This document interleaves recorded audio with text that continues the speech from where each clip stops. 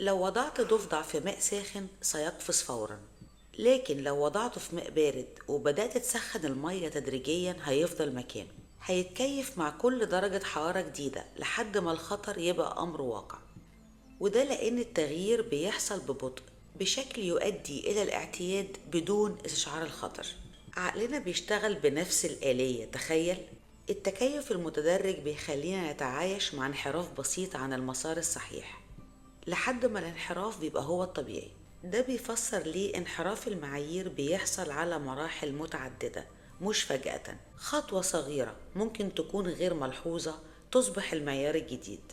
دي قوة الاعتياد أو القوة الخفية للقبول التدريجي. مرة واحدة أتأخر، مرة واحدة أأجل، مرة واحدة أتنازل عن قيمة أو عن مبدأ. بعدها العقل يعمل أخطر حاجة، يغير الاسم ويسميها عادي. الأمثلة كثيرة. مثلا وجبة أو عادة غير صحية كانت استثناء ثم أصبحت يومية، أو كلمة جارحة كانت زلة لسان ثم أصبحت أسلوب، أو اختصار صغير في الجودة كان حل سريع ثم أصبح ثقافة فريق، أو مجاملة على حساب مبدأ ثم أصبحت عادة. طيب إحنا ليه بنتعود؟ بنتعود لأن العقل بيحاول يقلل الألم، فبيحول الاستثناء لقاعدة لما بيتكرر، وده عشان نحمي صورتنا قدام نفسنا مع استمرار سياسة التبرير. زي عادي، مش مشكلة، كل الناس بتعمل كده.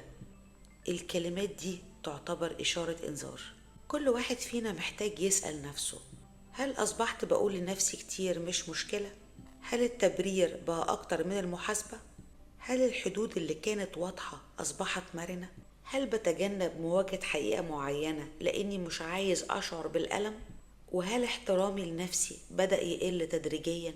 عشان تفرق بين التكيف الصحي والتكيف المدمر، ببساطة اسأل نفسك، هل التغيير بيقربني من قيمي ولا بيبعدني عنها؟ وإيه الأخطاء الصغيرة أو التسريبات اللي أصبحت عادية في حياتي علشان أمنع تكرارها؟ أكبر مخاطر الحياة مش الكوارث المفاجئة، بل التغيرات الغير محسوسة اللي بنتعايش معاها لحد ما تبقى جزء من حياتنا.